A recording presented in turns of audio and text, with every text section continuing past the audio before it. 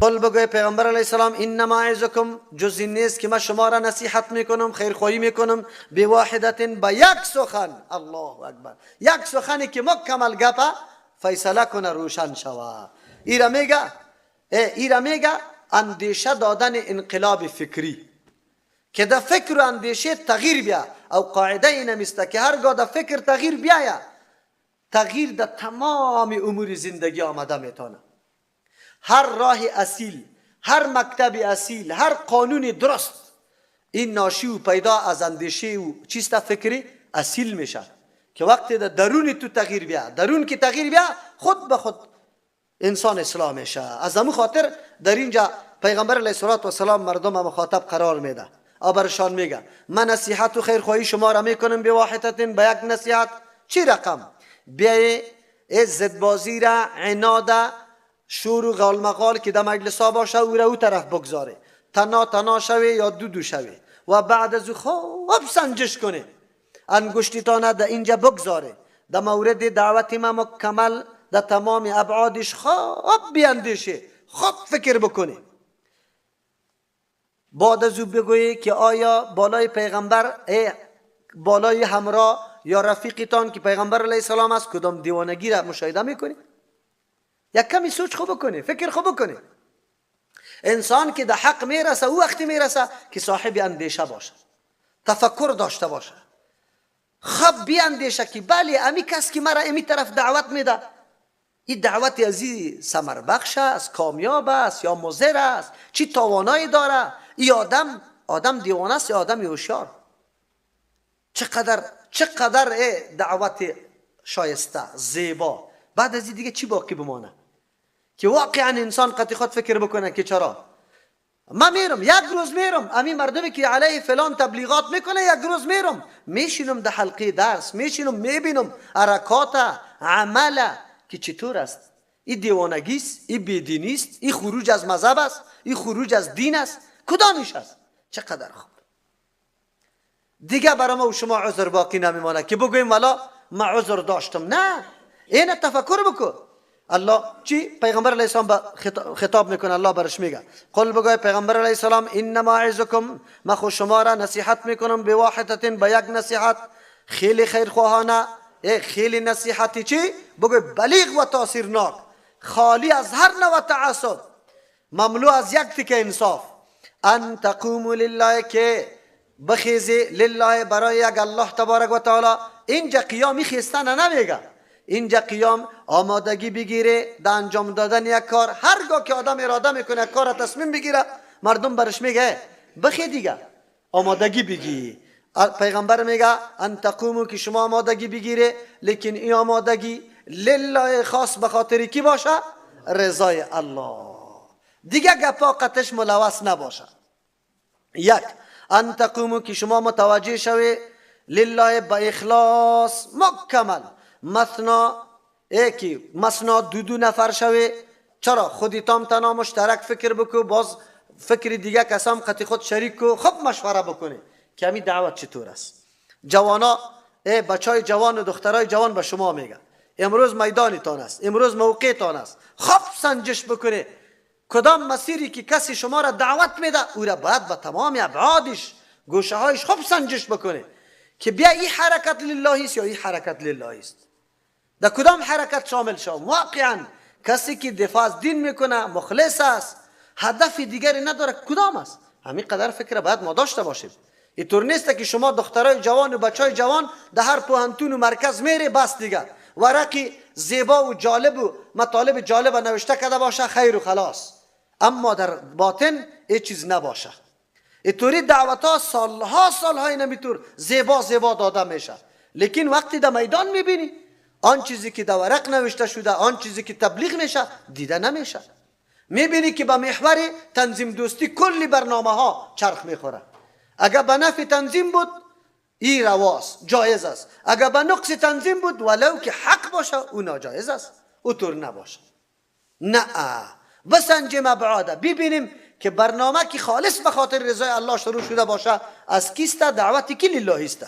این تفکر بکنیم. از او خاطر الله میگه مثنا و فرادا، تنا آماده شوی به فکر. ثم تتفکروا، بعد از او شما فکر بکنی.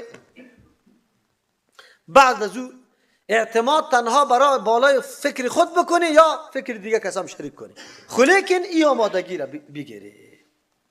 آلی شما بگوی قرآن دعوت به تفکر میده. یک جای نه، لعلکم تتفکرون، لعلکم تذکرون، لعلکم تعقلون. الله تبارک و تعالی در وجود انسان اینطور یک اندیشه را گذاشته، اینطور یک قوت گذاشته که واقعا اگر انسان خالی از تعصب باشه، عناد و ضد نداشته باشه، در یک روز فرق میتونه که کدام فرقه حق است کدام باطل است. ولی از انصاف کار بگیره، از احساسات کار نگیره، از ضد بازی کار نگیره، خالص به خاطر رضای الله بگوید که من پشت حق میگردم. بیا حق کجا است؟ ما یقین دارم که بالکل فرقه حق و باطل با هم تمیز میتونه. ما به صاحبکم نیست، با کسی که امرای شماست، رفیق شماست که پیغمبر علیه السلام است، من جنتین کدام دیوانگی. اینطور کلام الهی، کلمات قرآن از زبان مبارک پیغمبر بیرون میشه. این دلالت بالای جنون دیوانگی میکنه یا هوشیارترین شخص در جهان، هوشیارترین شخص در جهان. چرا مثل زیر کسی آورده نمیتونه؟ این کلماتی که از دهن مبارک میبرای مشتمل به تمام علوم و حکمت هاست.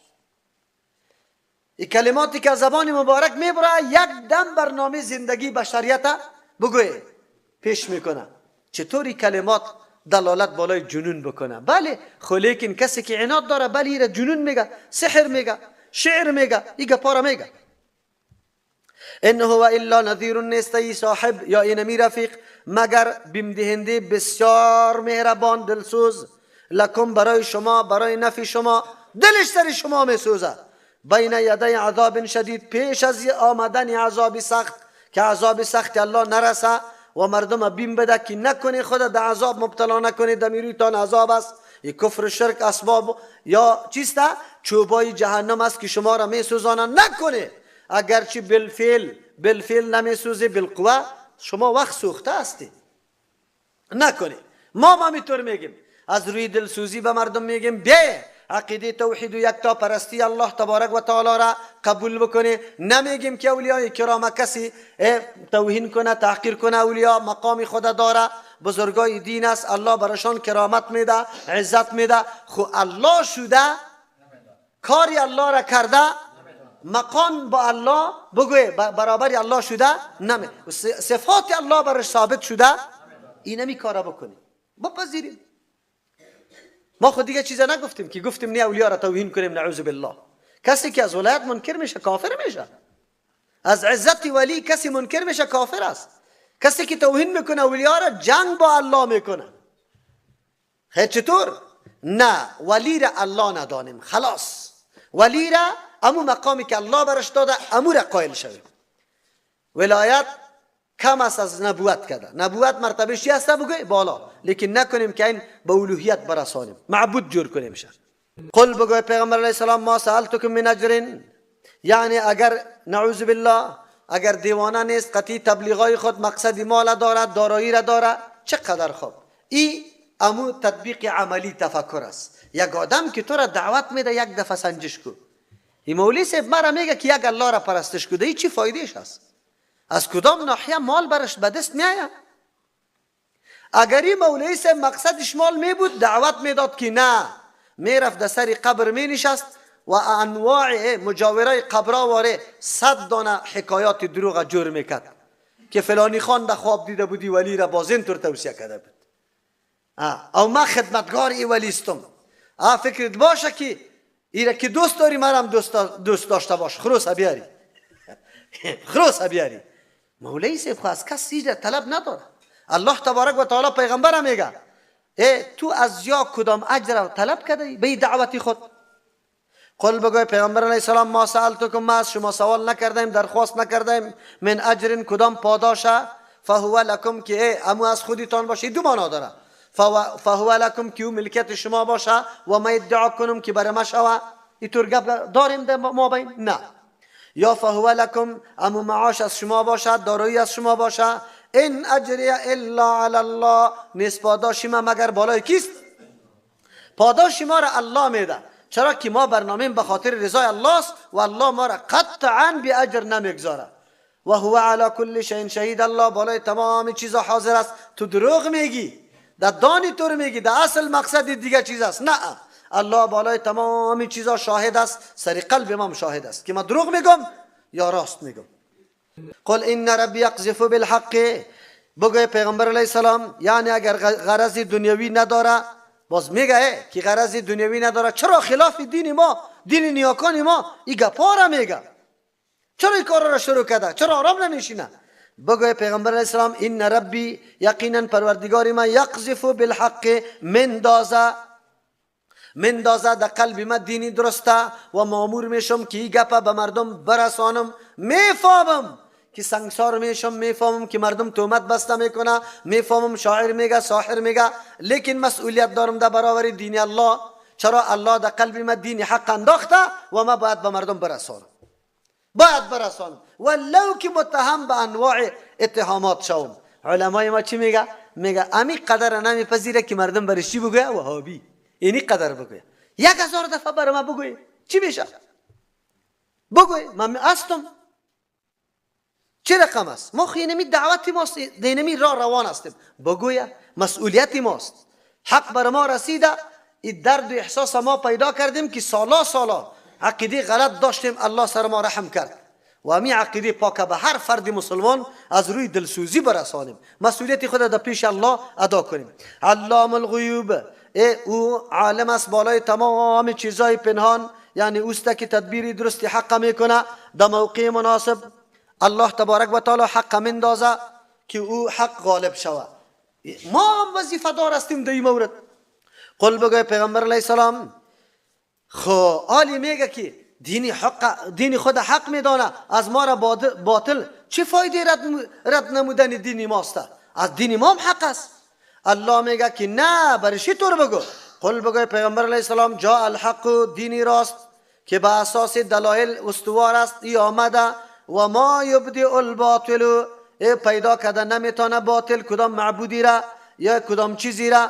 این مراد از هلاکت باطل است، یعنی این دین بیخی باطل شده، دیگه چیزی باقی نمانده، عالی دین حق ظاهر شده، عالی کس فریب نمیخوره. و ما یعید، دوباره پیدا کرده نمیتونه معبودی باطل از دین باطل که معبودیش است، نه چیزی را اول پیدا کرده و نه دوم پیدا میتونه. عالی باید ما پرستش ذاتی را بکنیم که اول هم ما را پیدا کرده، باز هم ما را پیدا میکنه. این اولیاء کسی را نه پیدا کرده نه دوباره پیدا کرده میتونه، نه قبرا، نه ملائک، نه پیغمبرا، هیچ کسی خالق شده نه اولا شده میتونه نه ثانیا، به هیچ وجه. پس عبادت هم مخصوصی کی شوه؟ یک الله. قل بگوی پیغمبر علیه السلام، ان ضللت، اگر ما گمراه هستم. عالی الله تبارک و تعالی تمثیل میده بر ما و به این سیستم دعوت خدا پیش میکنه که او مردم، ما شما میگی گمراه شدیم، اگر گمراه شدیم خب ما گمراه شدیم، شما را چی زور داده؟ قل بگوی پیغمبر علیه السلام، ان ضللت، اگر من لغزیده باشم، گمراه شده باشم، یعنی بیراه شده باشم، فانما اضل علی نفسی، یقینا تاوان گمراهی، نقصان بیراهی ما علی نفسی، بالای نفسی خودم است. و این اهتدیت، اگر من راهیاب شدم که در حقیقت هم امی رقم است، فبما یوحی الی ربی، پس به سبب وحی است که پروردگار میکنه الی بسوی ما، ربی پروردگاری ما. مگر گمراه شدیم تاوان سرم است. الله اقل شما چرا مرا نمیمانی؟ آرام نمی نشینی علیه ما توتیه ها را چنده را ایستید؟ چرا؟ الله اقل اگر ما گمراه شدیم خب مستم تاوان سرم است. اگر به هدایت هستم از جانب الله تبارک و تعالی برام وحی کرده. منظور است که ما خو گمراه نیستم، نعوذ بالله، الله برام وحی کرده، حقیقت نو پیدا کردن. دیگه شما را چی زور داده که علیه ما توتیه کرده را ایستید که نمیپذیری؟ خو آرام بشینید. انه سمیع قریب، یقینا الله شنونده است تمامی گپا را، گفتارا را، قریب نزدیک است که کمک ما را الله کرده میتونه. این دسیسه های شما علیه ما کارگرم شده نمیتونه. اگر تو ببینی مخاطب یا ای پیغمبر علیه السلام در آن وقتی که پریشان شوند بترسن، فلا فوت، پس خلاص نمیشوند بگریختن، و خیزو دستگیر میشه من مکان قریب، از جای نزدیک، حتی میدان هم برشان نمیشه که کمی بگریزه، از هر طرف گرفته میشه. و قالو میگوین آمنا به، دینمی وقتی گرفتار شوند و عذابا را مشاهده میکنه، باز دیگه حقیقت میدانه. چی میگه؟ آمنا بی ایمان داریم به می الله تبارک و تعالی. بی وقت آزان خود دادن، خود بی وقت آزان دادن، بگه بی وقت.